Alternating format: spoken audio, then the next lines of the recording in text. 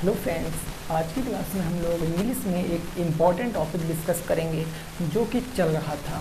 Tense हम लोग सीख रहे थे, उसमें प्रेजेंट टेंस मैंने सारा कवर करा दिया था और आज हम लोग पढ़ेंगे पास्ट टेंस। पास्ट के चारों पार्ट यानी इंडेफिनिट, कॉन्टिन्यूअस, परफेक्ट और परफेक्ट कॉन्टिन्यूअस, इन चारों के बारे में हम जानकारी यहाँ पर लेंगे। एक चीज़ बिल्कुल शुरुआत में आपको मेंशन कर दूँ कि अगर आप पहले लिख लेते हो कि प्रॉपर इस टेंस की बात कर रहे हो तो दिमाग आपका उसी टेंस पे फिक्स हो जाता है और एग्ज़ाम में कभी ऐसा नहीं लिख कर आता है। एग्ज़ाम में आपको डायरेक्ट एक सेंटेंस दे देगा, अब आपको उसको पहचानना है सबसे पहले, फिर आपको सोचना कि इस टेंस की, फिर पहुंचना हेल्पिंग वर्ब क्या लगेगी। तो ये सारी चीज़ें आपकी तभी आसानी से समझ आएंगी जब आप मिक्स सेंटेंसों की प्रैक्टिस करोगे और वो चीज़ें मैं आपको यहाँ पर कराने वाला हूँ। तो आइए फिर शुरुआत करते हैं, आप हमारे साथ बने रहना अंत तक। टेंस आपका बिल्कुल चुटकियों में सीख जाओगे, ये मैं गारंटी लेता हूँ। चलो आइए शुरुआत करते हैं। सबसे पहले हम देखेंगे पास्ट। ये पास्ट होता क्या है? पास्ट का मतलब होता है कि जो चीज़ें बीत चुकी हैं। जैसे मैं कह दूँ कि आप प्रेजेंट टेंस पढ़ चुके हो तो इसका मतलब क्या हुआ, आपने प्रेजेंट टेंस ख़त्म कर दिया, तो ये पास्ट की बात हो गई है। जैसे मैं आपसे कह दूं कि मैं सो रहा था तो इसका मतलब क्या है, मैं सो रहा था, मैं नाइट में सो रहा था, बट अभी को प्रेजेंट में मैं जग रहा हूँ, मैं खेल रहा हूँ, कुछ भी हो सकता है, डजंट मैटर। बट पास्ट की बात हम किस में बताएंगे, वो हम पास्ट टेंस में बताएंगे। अब हम सबसे पहले बात करते हैं कि पास्ट के अंतर्गत 4 पार्ट आते हैं, शुरुआत में ही बताया था। सबसे पहला जो इसका पास्ट आएगा वो आएगा पास्ट इंडेफिनिट टेंस। कौन सा आएगा? Past indefinite tense. अब पास्ट इंडेफिनिट का मतलब क्या होता है? इंडेफिनिट मैंने शुरुआत में ही बताया क्या होगा, वह अनिश्चित होगा जिसके बारे में कोई बात हमें पूर्णतः ना पता हो, यानी पास्ट की ऐसी कोई घटना जो अनिश्चित हो, जिसके बारे में पूर्व जानकारी ना हो, वो होगी पास्ट इंडेफिनिट टेंस की बातें। अगर हिंदी में हम इसकी पहचान कर लें कि हिंदी में सर इसकी क्या पहचान होती है, तो आप सभी लोग अच्छे से वाकिफ हो कि वाक्य के अंत में क्या आएगा, था आएगा, थी आएगा, थे आएगा और इसके सिवा आपको या मिलेगा, ये मिलेगा, है ना, ए मिलेंगे। ये सब चीज़ें आपको देखने को मिलते हैं। जैसे मैं आया, वह गया, मैं सोया, तुम खाए, मैं चला गया था। तो ये सारी बातें किस में हम लोग सीखेंगे? पास्ट इंडेफिनिट टेंस में सीखेंगे। बेसिकली पास्ट की कोई घटना पता चलेगी हमको जो अनिश्चित होगी, ठीक है ना। अब हम हेल्पिंग वर्ब की बात करेंगे कि सर इसकी हेल्पिंग वर्ब क्या होती है। तो आप इस वहाँ पर एक पॉइंट नोट करना हमारे साथ। एक पॉइंट क्या नोट करोगे कि हेल्पिंग वर्ब तो इसकी डिड होती है। हेल्पिंग वर्ब क्या होती है? इसकी डिड होती है। लेकिन जो पास्ट इंडेफिनिट टेंस का जो अफर्मेटिव सेंटेंस होता है, यहीं पर आप स्टार बना के एक सेंटेंस लिख लो कि जो पास्ट इंडेफिनिट टेंस का जो अफर्मेटिव सेंटेंस होता है ना, अफर्मेटिव इन द सेंस जो आपकी सकारात्मक बात करेगा, जिसमें कोई नकारात्मक वाक्य नो, नॉट, नेवर, ये सारी चीज़ें नहीं आएंगी, वो अफर्मेटिव सेंटेंस होगा। और उसमें हम लोग इस डिड का प्रयोग नहीं करते हैं, इसके स्थान पर किसका प्रयोग कर लेते हैं? तो वर्ब की सेकंड फॉर्म का प्रयोग करते हैं। और ये उतनी ही ज़रूरी बात है आपके लिए जितना ज़रूरी आपको पेपर देना है कि पास्ट इंडेफिनिट टेंस के अफर्मेटिव सेंटेंस में डिड का प्रयोग नहीं करते हैं, वहाँ हम वर्ब की सेकंड फॉर्म का प्रयोग करते हैं। बोलो क्लियर हो गई बात। अब हम जरा आपसे इतनी बात पूछना चाह रहे हैं कि मेरे मित्र जरा आप हमें ये बताओ कि मेन वर्ब कौन सी लगाओगे। हमने आपको पहली क्लास में क्या बताया था, अगर इंडेफिनिट है, किसी का भी इंडेफिनिट हो, पास्ट का हो, प्रेजेंट का हो, फ्यूचर का हो, उसके ऊपर कोई प्रभाव नहीं पड़ेगा। प्रेजेंट इंडेफिनिट टेंस पे जनरली हम लोग क्या कंसीडर करते हैं? वर्ब की फर्स्ट फॉर्म, हमेशा वर्ब की फर्स्ट फॉर्म लगाएंगे। अब 2 इसमें अपवाद हैं, कौन कौन से? प्रेजेंट इंडेफिनिट टेंस के अफर्मेटिव सेंटेंस में वर्ब कि फर्स्ट फॉर्म के साथ हम क्या वर्ब की फर्स्ट फॉर्म लगाते थे, लेकिन इसके साथ क्या लगाते थे, एस या E S, third person singular के साथ, आपको याद है ना। वैसे ही अफर्मेटिव में वर्ब की फर्स्ट फॉर्म हम लगाएंगे, लेकिन डिड का प्रयोग नहीं करेंगे, वर्ब की फर्स्ट फॉर्म के लिए सेकंड फॉर्म का प्रयोग करेंगे, क्योंकि डिड जो एक्चुअल है वो डू डज का सेकंड फॉर्म ही है। ये जो डिड है ना, डू डज आपने पढ़ा है प्रेजेंट इंडेफिनिट टेंस में, उसका सेकंड फॉर्म क्या बन जाता है, डिड बन जाता है, मेन वर्ब के साथ वर्ब की फर्स्ट फॉर्म। अब और इसके हम क्या देखेंगे, स्ट्रक्चर देखेंगे, रूल क्या होता है। अगर हम सबसे पहले अफर्मेटिव सेंटेंस की बात करें तो अफर्मेटिव सेंटेंस का रूल सेम है, एक सेंटेंस के रूल पढ़ लो, सारे सेंटेंस के रूल अलग अलग नहीं हैं। जैसे मैंने कहा कि सबसे पहले सर सब्जेक्ट आ जाएगा, सब्जेक्ट के बाद हेल्पिंग वर्ब आती है, हेल्पिंग वर्ब डिड यहाँ पर नहीं आएगी तो क्या आएगी, वर्ब की सेकंड फॉर्म आ जाएगी। वर्ब की सेकंड फॉर्म के बाद आपका ऑब्जेक्ट यानी अदर वर्ड कोई भी हो सकता है, तो this is your affirmative sentence rule. ये अफर्मेटिव सेंटेंस का क्या हो गया, रूल हो गया। अब मैं बात करता हूँ सर नेगेटिव सेंटेंस का रूल क्या होगा।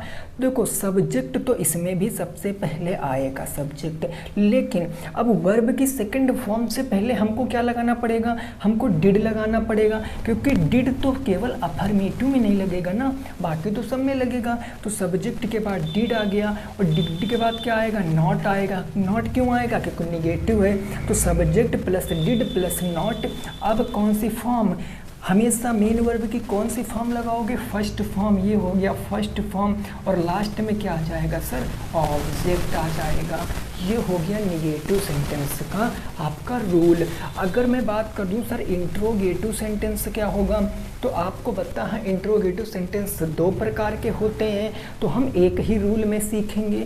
इंट्रोगेटिव में अगर सबसे पहले आपका WH फैमिली का कोई वर्ड है तो उसको लिखेंगे, जैसे कब, क्यों, कैसे, ये सब जो वर्ड होते हैं उनको हम सबसे पहले लिखते हैं। देन उसके बाद हम डिड का प्रयोग करेंगे, और डिड के बाद हम क्या लिखेंगे, सब्जेक्ट लिखेंगे। ये हमने सब्जेक्ट लिख दिया, और सब्जेक्ट के बाद अगर नॉट है तो नॉट लिखेंगे, अदरवाइज नॉट हमारा ऑप्शनल है, मतलब नॉट हमारा मैंडेटरी नहीं है। अगर सेंटेंस में नॉट है तो नॉट लिखेंगे, अदरवाइज सब्जेक्ट के बाद सीधे वर्ब की फर्स्ट फॉर्म, और फिर लास्ट में ऑब्जेक्ट, और इसके लास्ट में क्वेश्चन मार्क, क्योंकि इंट्रोगेटिव है, प्रश्नवाचक है, तो इसीलिए क्या आ जाएगा, क्वेश्चन मार्क आ जाएगा। क्या इतनी बात आपकी समझ में आ गई है। ये हो गया प्रेजेंट इंडेफिनिट टेंस, इतनी बात आप समझ गए हो ना। आइए जरा इसके एग्जाम्पल देख लेते हैं कि इसके एग्जाम्पल नंबर 1, जैसे मैंने पहला एग्जाम्पल कहा, मैं आपको एग्जाम्पल आपके बुक के कराए देता हूँ, ताकि आपका ना ये ना कहो सर बुक के नहीं कराते। जैसे मैंने पहले कराया, मोहन कल आगरा गया। अब ये बात मैंने आपको बताई कि इसको जरा हमें बताओ, हमने कहा मोहन कल आगरा गया। अब ये सेंटेंस मैंने आपके सामने रख दिया। अब जरा आप यहाँ पर एक बात देखो, अगर आप सेंटेंस को पढ़ोगे तो पढ़ने पर भी प्रतीत हो रहा है हाँ कि यह भैया पास्ट की बात है। मैंने आपसे पूछा यार मोहन कहाँ गया, आप कहोगे यार ऐसी बात है कि मोहन कल आगरा गया, मतलब वो कल आगरा गया ना, तो जब वो कल आगरा गया तो वो पास्ट की बात हो गई, लेकिन क्या हमको पता था, नहीं पता था, अनिश्चित था ना, तो इसीलिए अनिश्चित काल की बात हो गई, मतलब इंडेफिनिट की बात हो गई, और ये आएगा पास्ट में, क्योंकि लास्ट में भी देख सकते हो या ये मैंने सब लिख रखा है। तो इसको कैसे बनाएंगे, अब आपको चीज़ें जो बता रहा हूँ वो समझो, ये आपको इन फ्यूचर काफ़ी सारी हेल्प करेंगी। जो काम करता है, यहाँ काम कौन कर रहा है, मोहन आगरा जाने का काम कर रहा, तो ये हो जाएगा सर सब्जेक्ट। और मोहन क्या कर रहा, गया, गया का मतलब जाना, और जाना एक प्रकार की एक्शन है, क्रिया है, तो ये गया जो हो गया ये आपका मेन वर्ब हो गया सर। और कहाँ गया, आगरा गया, तो ये जो आपका आगरा हो गया ये आपका ऑब्जेक्ट हो गया। बच्चा आपका कल, और कल ये आपका अदर वर्ड हो गया। सारी चीज़ें हमने लिख लिया, सीक्वेंस में बनाना है। सबसे पहले मोहन, मोहन इंग्लिश तो मोहन ही रहेगी, तो हमने लिख दिया मोहन। अब ये इंडेफिनिट है, मतलब डिड नहीं आएगा तो गो। अब देखो गो की फर्स्ट फॉर्म होती है गो, सेकंड फॉर्म होती है went and the third form जो होती है वो होती है गॉन। फर्स्ट तो लगेगा नहीं क्योंकि ये इंडेफिनिट का अफर्मेटिव, सेकंड है वेंट तो हम लिखेंगे वेंट यानी मोहन वेंट। और कहाँ? आगरा, तो Mohan went to Agra, Mohan went to Agra. और कब गया? यस्टरडे, तो हम यहाँ क्या लिख देंगे? यस्टरडे लिख देंगे। लो बन गया सेंटेंस। क्या बना? Mohan went to Agra yesterday, Mohan कल आगरा गया। क्या चीज़ें समझ में आ गई? दूसरा एग्जाम्पल देखते हैं, ट्राई करना मेरे दोस्त। दूसरा एग्जाम्पल मैंने दिया कि उसने अपने पिता को पत्र लिखा, जरा करने की कोशिश करो। हमने कहा उसने अपने पिता को पत्र लिखा, अपने पिता को पत्र लिखा। अब भाई उसकी कोई ज़रूरत रही होगी ना, तो उसने अपने पिता को पत्र लिख दिया कि पिताजी ऐसी ऐसी बात है, ये बात है, आप हमें इसका सॉल्यूशन बताओ। तो ठीक है जी, किसने उस अपने पिताजी को पत्र लिखा? जरा बताओ। उसने। अब उसने पत्र लिखा है, अब लिखा का मतलब ये जो उसने है ना, अब देखो मैं इस उसने को दो चीज़ों में प्रयोग किया जाता है। जैसे मैं कहूँ उसने बहुत अच्छा नृत्य किया, अब उसने का मतलब क्या हो गया? उसने इन द सेंस मेल, तो उसने यहाँ पर किसका प्रयोग करेगा? मेल का प्रयोग। तो इसीलिए यहाँ पर उसने जो है ना ये शब्द, ये क्या हो जाएगा? सब्जेक्ट। वो भी कैसा सब्जेक्ट? एक मेल सब्जेक्ट। उसने के लिए हम ही का प्रयोग करेंगे। उसने सब्जेक्ट क्या किया? पत्र लिखा, तो लिखा हमारा क्या हो जाएगा? मेन वर्ब हो गया लिखा। और क्या लिखा? पत्र लिखा, तो पत्र हमारा क्या हो जाएगा? ऑब्जेक्ट हो जाएगा। और ये बच्चा अपने पिता को, तो अपने पिता को ये अदर वर्ड हो जाएगा। अब बना देते हैं सर इसको, आइए सर इसको बनाते हैं। कैप कहाँ गिर गया? इसको बनाते हैं। उसने की इंग्लिश हम क्या लिखेंगे? ही, तो हम लिखेंगे ही। अब लिखने की राइट होती है इंग्लिश, लिखने की जो मेन वर्ड की फर्स्ट फॉर्म होती है वो राइट होती है, लेकिन सेकंड फॉर्म रॉट हो जाएगी। तो हम क्या कहेंगे? ही रॉट। और क्या? लेटर, पत्र लिखा ना, ही रॉट। और क्या wrote? Letter. He wrote a letter. और किसको? अपने पिताजी को। तो ये को, अब को की इंग्लिश क्या होती है? टू, तो हो जाएगा टू किसको? His father. लो बन गया बिल्कुल correct sentence. He subject, wrote main verb, a letter object, to preposition है। बताऊंगा टू का प्रयोग कहाँ होता है? को के सेंस में होता है, तो टू प्रीपोजिशन में बताऊंगा। फिर हिज फादर, अपने पिता को, उसने अपने पिता को पत्र लिखा। बोलो बात क्लियर समझ में आ गई है? उम्मीद करते हैं। तो ये पास्ट इंडेफिनिट टेंस है। अभी मैं लास्ट में आपको मिक्स एग्जाम्पल भी कराऊंगा, अभी को आप ओवरव्यू ले सकते हो। This is your past indefinite tense, ठीक है ना। चलिए जी, अब हम बात करते हैं पास्ट कंटीन्यूअस टेंस की, कि पास्ट कंटीन्यूअस टेंस में क्या क्या सीक्वेंस होता है उसको भी हम समझने की कोशिश करते हैं। बहुत आसान है टेंस को सीखना, बस ये आपके डेडिकेशन पर निर्भर करता है। देखिए पहले मैं भी इंग्लिश से बहुत डरता था, अभी आज भी डरता हूँ। मुझे कंपटीशन की इंग्लिश बहुत कम ही आती है, क्योंकि कंपटीशन में सारी चीज़ें लॉन्ग हो जाती हैं, ठीक है ना। तो आपको प्रैक्टिस करना पड़ेगा। अब हम बात करेंगे सर इंडिफिनिट हो गया ना, अब हम बात करेंगे कॉन्टीन्यूअस की। किसकी बात करेंगे? कॉन्टीन्यूअस टेंस की, कि इसका कॉन्टीन्यूअस क्या होगा? पास्ट का। अब देखो प्रेजेंट में क्या था? रहा है, रही है, रहे थे। यानी प्रेजेंट में कोई बात अगर हो रही है तो हम उसको क्या कहेंगे? तुम मूवी देख रहे हो, तुम सो रहे हो, तुम क्रिकेट खेल रहे हो, तुम इंडिया पाकिस्तान का मैच देख रहे थे। हमने ये बात कह दिया कि तुम कल इंडिया पाकिस्तान का मैच देख रहे थे, मतलब ये कल की बात है। सर जिस समय आप कह रहे हो ना उस समय मैं कल मैच देख रहा था, तो लास्ट में क्या आया? रहा था, रही थी, रहे थे। मतलब अगर मैं बात करूं इसकी पहचान की तो वाक्य के अंत में क्या आएगा? रहा था, रही थी, रहे थे। ये सारी बातें कहाँ आएंगी? लास्ट में आएंगी वाक्य के। और चीज़ अगर इंग्लिश में सेंटेंस पढ़ने को कह दिया जाए पहचानने को, तो याद रखना ये कॉन्टिन्यूअस है और कॉन्टिन्यूअस में हमेशा आपको आईएनजी फॉर्म लगी मिल जाएगी। अगर आईएनजी फॉर्म लगा है तो ये आपका क्या बन जाएगा, कॉन्टिन्यूअस बन जाएगा। डिपेंड करेगा टाइम के ऊपर, प्रेजेंट है तो प्रेजेंट कॉन्टिन्यूअस, पास्ट है तो पास्ट कॉन्टिन्यूअस। पहचान हो गई सर। अब बात करेंगे हेल्पिंग वर्ब की कि हेल्पिंग वर्ब क्या होती है, तो ज़रा आप चीज़ों को समझो। हमने कहा कि प्रेजेंट की थी इज़ एम आर और यहाँ क्या बन जाएगी, वाज या वर, ये बन जाएगी वाज या वर। सिंगुलर के साथ वाज का प्रयोग, प्लूरल के साथ वर का प्रयोग, ये आपको याद रखना है। उसके बाद अगर मैं मेन वर्ब की बात करता हूँ कि मेन वर्ब कौन सी आएगी आपको, तो याद रखना है हमेशा अगर कॉन्टिन्यूअस है तो वर्ब की फर्स्ट फॉर्म के साथ आप आईएनजी चिपका दो बस। मेन वर्ब की फर्स्ट फॉर्म के साथ आईएनजी आ जाएगी और ये आपको याद रखना है, ठीक है ना। ये आपको क्या याद रखना है कि वर्ब की फर्स्ट फॉर्म के साथ आईएनजी आ जाएगी। बोलो बात क्लियर हो गई इतनी, ठीक है जी। अब आगे मेन वर्ब हो गया, अब कुछ हमें करने की ज़रूरत नहीं है, सीधा हम रूल लिखते हैं। इसमें कोई स्पेसिफिक रूल नहीं है, केवल इतना याद रखो, सबसे पहले आ जाएगा आपका सब्जेक्ट, सब्जेक्ट के बाद हेल्पिंग वर्ब और हेल्पिंग वर्ब में अकॉर्डिंग टू सब्जेक्ट, अगर सब्जेक्ट सिंगुलर है तो वाज लगाएंगे, सब्जेक्ट प्लूरल है तो वर लगाएंगे, यानी एक वचन है तो वाज, बहुवचन है तो were. Subject helping verb, helping verb के बाद वर्ब की कौन सी फॉर्म आएगी, आईएनजी फॉर्म, और लास्ट में आ जाएगा ऑब्जेक्ट, ये बन गया पास्ट कॉन्टिन्यूअस, ठीक है ना। अगली मैं बात करता हूँ अफर्मेटिव के बाद क्या आएगा, निगेटिव आएगा।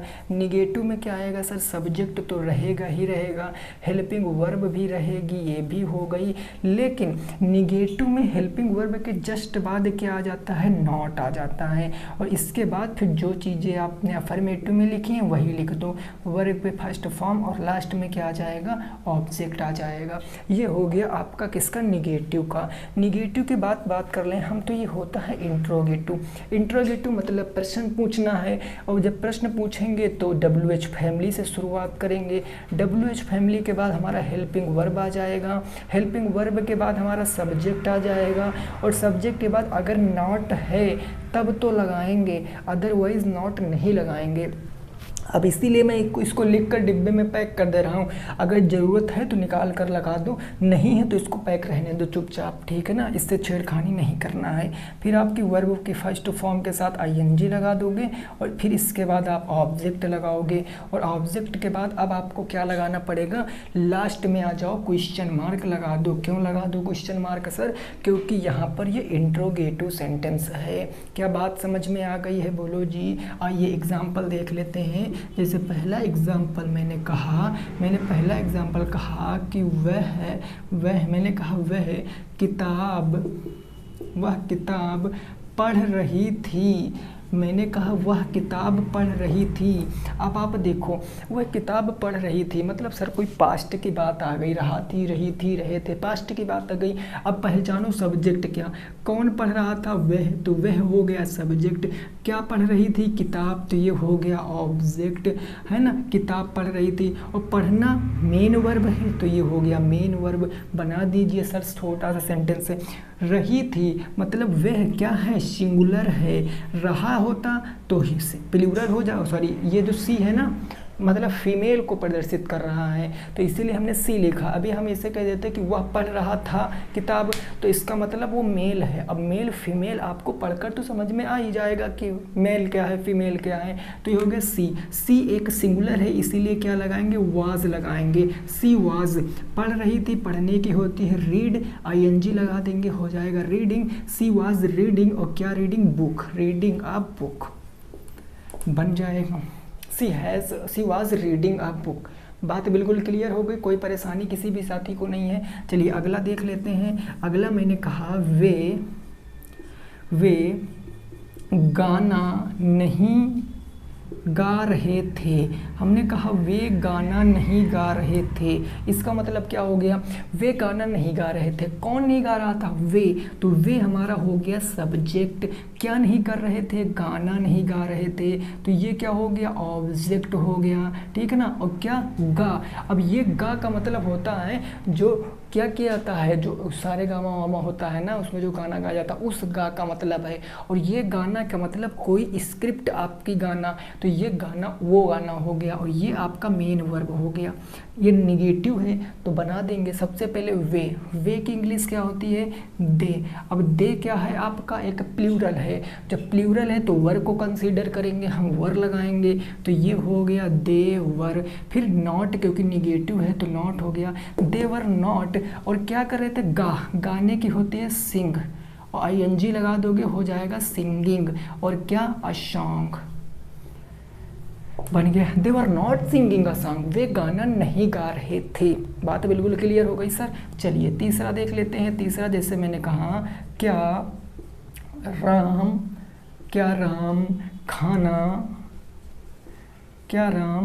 खाना बना रहा था, ऐसे मैंने कहा दिया, क्या राम खाना बना रहा था। अब इस बात को बताओ क्या हो जाएगा, क्या राम खाना बना रहा था। तो राम एक बहुत बड़ा पद है हमारे पुरुषोत्तम श्री राम वाले, राम नहीं है। राम कोई पर्सन है, कोई व्यक्ति है जो हम लोगों के जैसे बाहर रह रहा है, एग्ज़ाम की तैयारी कर रहा, तो वो राम है ना। अब ये क्या बनाएंगे, अब क्या, अब इस जवाब, इसका आप क्या जवाब किस में दे सकते हो। हाँ मैं अब जैसे हम आए एक दिन आपके यहाँ रूम पर, और हमने आपसे पूछा हाँ बताओ हो जरा, क्या राम खाना बना रहा था, तो आप कहोगे यस या फिर नो। बना रहा तब यस, अदरवाइज नो। तो ये कैसा बन गया, यस और नो टाइप का बन गया। मतलब कि हेल्पिंग वर्ब की कोई ज़रूरत नहीं है, केवल इतने से सेंटेंस बनाएंगे। तो सबसे पहले हेल्पिंग वर्ब डिपेंड करेगा हमेशा सब्जेक्ट के ऊपर। तो ये राम सब्जेक्ट हो गया। क्या, बनाना मतलब कुक करना ना, तो ये हो जाएगा। और खाना बनाना ये ऑब्जेक्ट हो जाएगा। अब राम सिंगुलर नहीं, सिंगुलर है ना, तो राम सिंगुलर के हिसाब से वाज आ जाएगा सबसे पहले, तो हम लिखेंगे वाज, और राम हो गया तो राम वाज राम। बनाने की होती कुक, तो हमने कह दिया कुकिंग। अब स्पेलिंग भैया कुक की देख लेना, राम वाज राम कुकिंग। और क्या, फूड, तो कुकिंग द फूड। लास्ट में क्वेश्चन मार्क यहाँ भी और यहाँ भी। तो ये आपका क्या बन गया, कॉन्टिन्यूअस टेंस हो गया, किसका, पास्ट का। मैं एक एक एग्जांपल लेके इसीलिए समझा रहा हूँ ताकि जो मैं रूल लिख रहा हूँ ये रूल आपके दिमाग में बिल्कुल सेट हो सके। फिर मैं आपको कराऊँगा इसके ऊपर बहुत सारे एग्जाम्पल कराऊँगा, आपको विधिवत अच्छे तरीके से समझ में आ जाएगा। क्या ये बात आपकी समझ में आ गई है, आ गई ना सर समझ में। आओ अब हम देखते हैं पास्ट परफेक्ट टेंस। देखो पास्ट परफेक्ट टेंस थोड़ा सा डिफ़िकल्ट बन जाएगा क्योंकि इसमें आफ्टर और बिफोर भी आ जाता है, तो वो चीज़ें हम सीखेंगे, लेकिन पहले हम सीखेंगे उसकी पूरी बेसिक बातों को, क्योंकि आफ्टर बिफोर में थोड़ा सा अंतर होता है जब सेंटेंस में परिवर्तन होता है, और वो चीज़ें हम आपको कल की क्लास में बताएंगे। आज की क्लास में आपको नॉर्मल पास्ट परफेक्ट टेंस के बात कराऊंगा। देखो अब हमारा क्या हो गया, पास्ट कंटिन्यूअस हो गया, अब होगा past perfect tense. Past perfect tense, इसकी अगर मैं आपसे पहचान पूछूं कि सर पहचान क्या होगी, तो हिंदी में पहचान क्या हो, प्रेजेंट परफेक्ट में पहचान क्या थी, उसमें थी चुका है, चुकी है, चुके हैं, यही थी ना। प्रेजेंट की बात कर रहे हैं, चुका है, चुकी है, चुके हैं। जो हैं उसको परिवर्तित करो था में, क्योंकि ये पास्ट की बात हो गई, तो ये हमारा हो जाएगा चुका था, ये हो गया चुका था, ये हो गया चुकी थी, चुके थे। ये जो ऐसे वाले बात आएंगे ना, ये सारे इसी टेंस में आ जाएंगे। मैं खा चुका था, तुम सो चुके थे, वह जा चुकी थी, ये सारी बातें आ जाएंगी किसमें, पास्ट परफेक्ट टेंस के अंदर। ठीक सर ना। आओ अब इसमें हम बनाते हैं, जैसे मैं कहता हूँ इसकी हेल्पिंग वर्ब पहले हमें बताओ, हेल्पिंग वर्ब क्या होगी। तो प्रेजेंट की हेल्पिंग वर्ब क्या होती है, बताओ प्रेजेंट परफेक्ट की हैज़ और हैव होती है वो परिवर्तित हो जाती है हैड में, यहाँ पर लगेगी बेसिकली हैड। अब यहाँ पर एक ही लगा, सिंगुलर प्लूरल का कोई झमेला नहीं, हैड ठोको सबके साथ, तो हेल्पिंग वर्ब हो गई हैड। हेल्पिंग वर्ब के बाद आपको मेन वर्ब देखना है।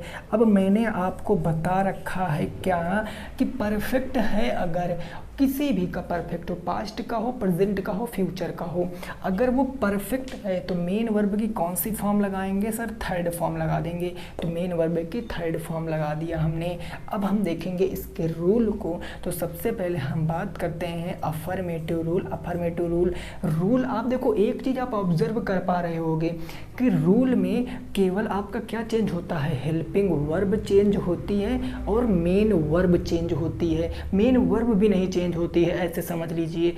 हेल्पिंग वर्ब केवल चेंज होती है आपकी बस। देखो अफर्मेटिव में सबसे पहले क्या आएगा? सब्जेक्ट।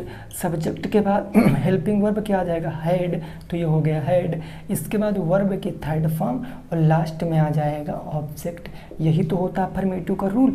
अगर मैं निगेटिव का रूल देखूं तो निगेटिव में सबसे पहले भैया सब्जेक्ट आ जाएगा और सब्जेक्ट के बाद आपका हैड आ जाएगा। हेल्पिंग वर्ब के जस्ट बाद अपने को क्या लगाना? Not, because this is a negative sentence, है ना। हैड के बाद नॉट के बाद वर्ब की थर्ड फॉर्म, देन लास्ट में क्या आएगा? ऑब्जेक्ट आ गया, बन गया निगेटिव। लास्ट देखते हैं इसका जो होता है वो होता है इंट्रोगेटिव। इंट्रोगेटिव शुरुआत WH फैमिली से अपन करेंगे ना, तो ये हो गया WH फैमिली। अगर WH फैमिली नहीं है तो क्या लिखेंगे सर? तो हम WH फैमिली के बाद हैड लगाएंगे। हैड के बाद क्या लिखेंगे? सब्जेक्ट लिखेंगे। सब्जेक्ट के बाद नॉट है तब नॉट लिखेंगे, नहीं तो नहीं लिखेंगे। नॉट के बाद वर्ब की थर्ड फॉर्म, देन उसके बाद ऑब्जेक्ट और लास्ट में चिपकाना है प्रश्नवाचक चिन्ह, क्योंकि ये है इंट्रोगेटिव सेंटेंस। चीज़ें क्लियर हो गई हैं। और ज़रा एग्जाम्पल देख लेते हैं कि क्या एग्जाम्पल इसके बन सकते हैं। जैसे पहला एग्जाम्पल मैंने दिया कि क्या तुम खाना खा चुके थे? हमने कहा ज़रा बताओ क्या तुम खाना खा चुके थे? अब आप बताओगे यार पेट में दर्द था, कहाँ खा चुके थे। ये सब कहानी थोड़ी नहीं बताओगे, आप सीधे एक शब्द में कहोगे हाँ या फिर कहोगे ना। तो ये हो गया क्या तुम खाना खा चुके थे, मतलब ये सिंपल इंट्रोगेटिव हो गया। ये डबल इंट्रोगेटिव नहीं, सिंपल, मतलब हम यस या नो में दे सकते हैं उत्तर। अब आओ इसका बना देते हैं। सब्जेक्ट क्या है? तुम, क्योंकि खाना तुम खा चुके थे ना।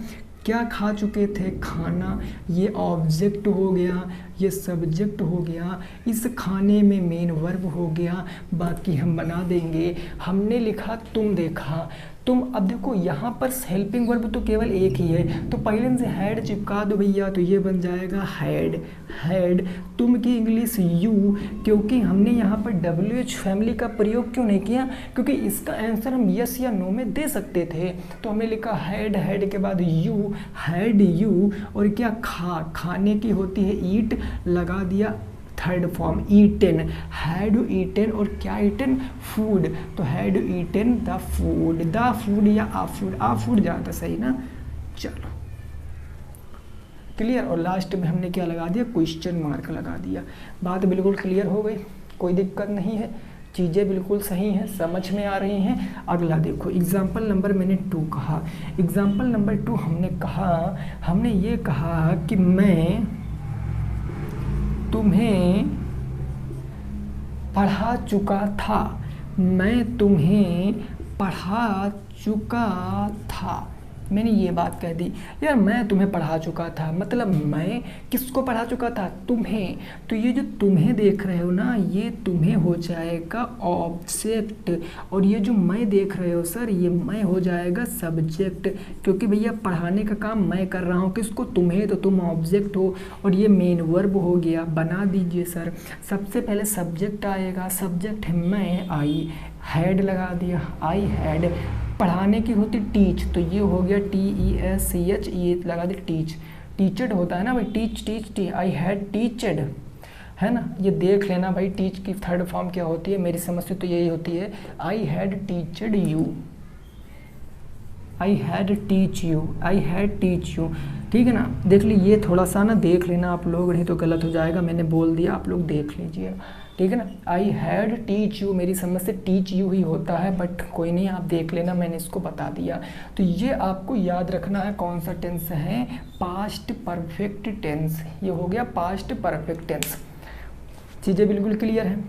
नेक्स्ट आगे को बढ़ते हैं। अब पास्ट का लास्ट देखेंगे, पास्ट परफेक्ट कॉन्टिन्यूअस टेंस कौन सा होगा sir, past perfect continuous tense, है ना।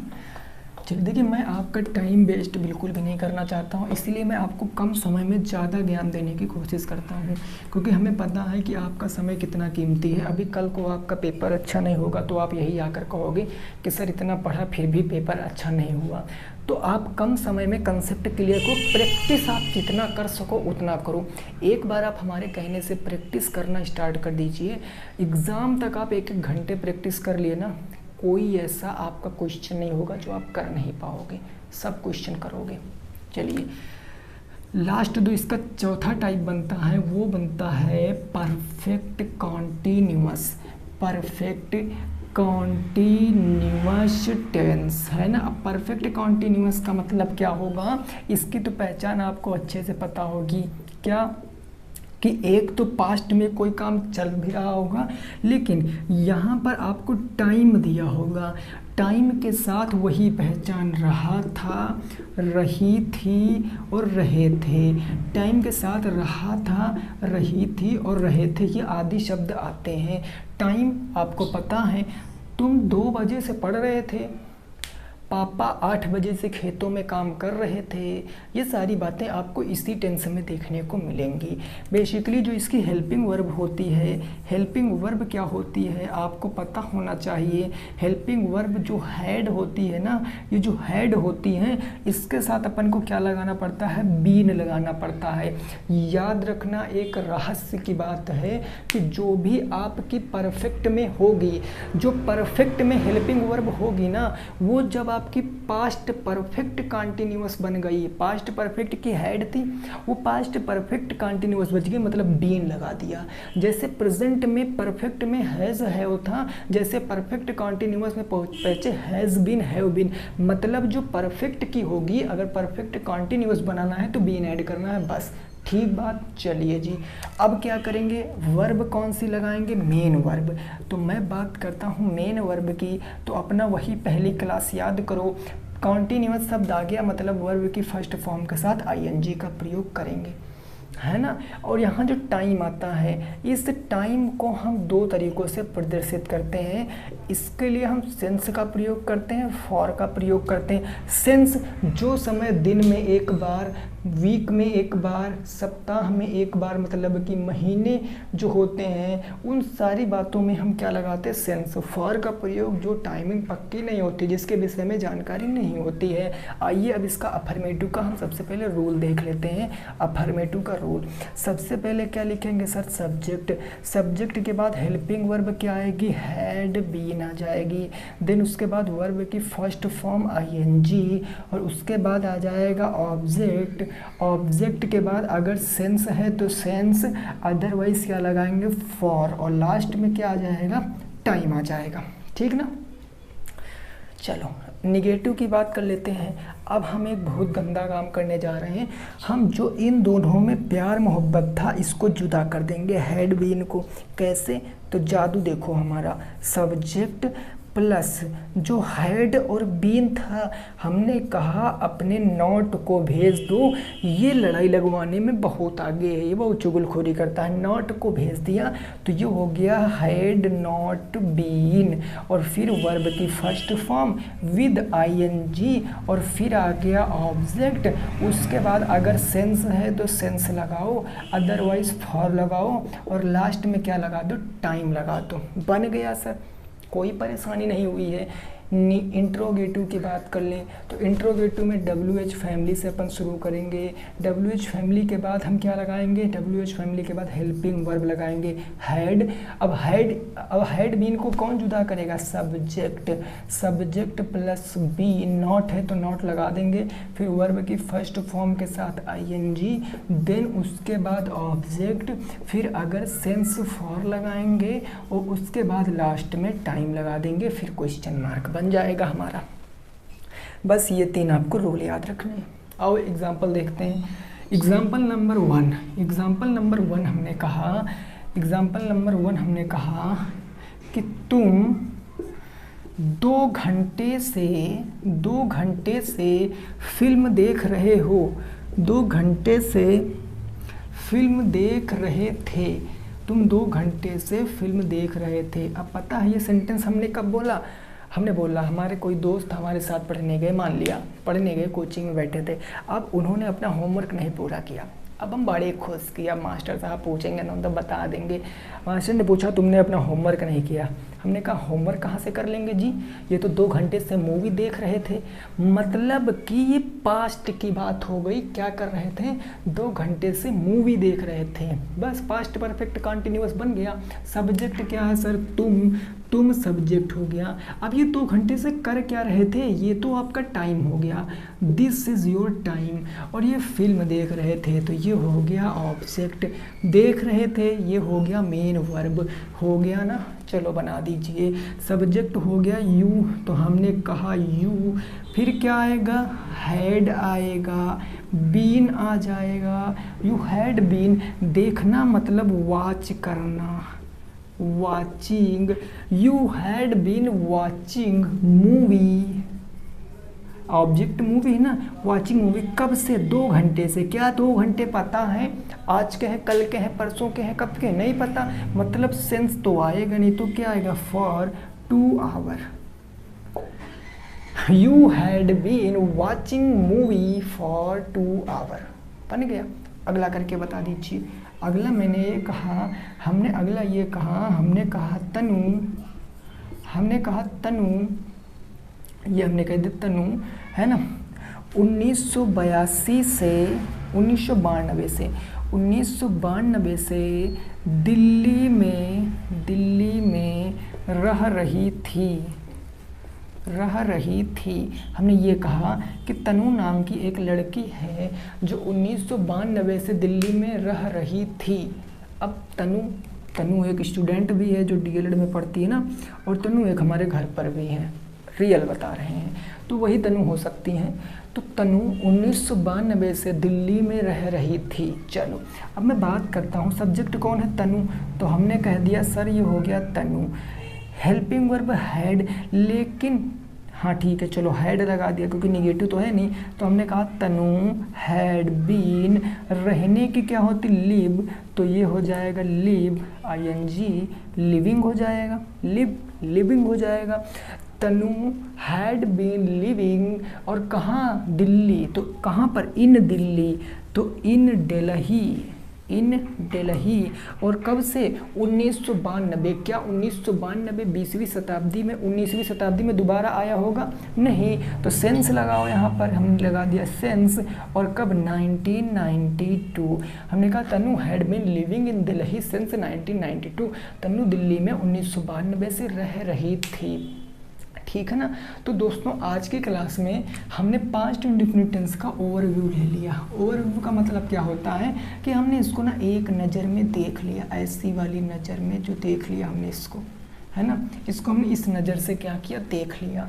अब हम इसके करेंगे एग्जाम्पल, लेकिन अभी को हम एग्जाम्पल नहीं करेंगे, क्यों, अभी तो आप इसको अच्छे से याद करो। अभी हम कल की क्लास में फ्यूचर टेंस पढ़ेंगे, जब हमारा प्रेजेंट टेंस, पास्ट टेंस और फ्यूचर टेंस तीनों खत्म, एक सेशन हम उसके बाद लेकर आएंगे जिसमें हम आपसे ये नहीं बताएंगे कि किस टेंस का है, नहीं, आप रेडी रहना, मैं डायरेक्ट सेंटेंस लिखूंगा, इंग्लिश आपको बना के दिखाना है, क्योंकि मैं जो गलतियाँ कर चुका हूँ वो गलतियाँ मैं आपको करने थोड़ी नहीं दूंगा कि मैं हेडिंग लगा के आपको।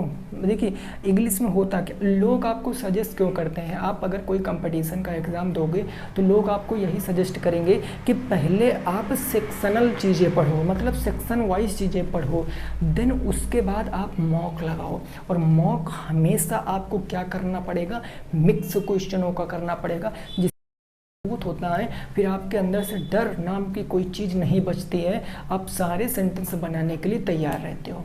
ठीक है ना, 6 बजे तैयार रहना।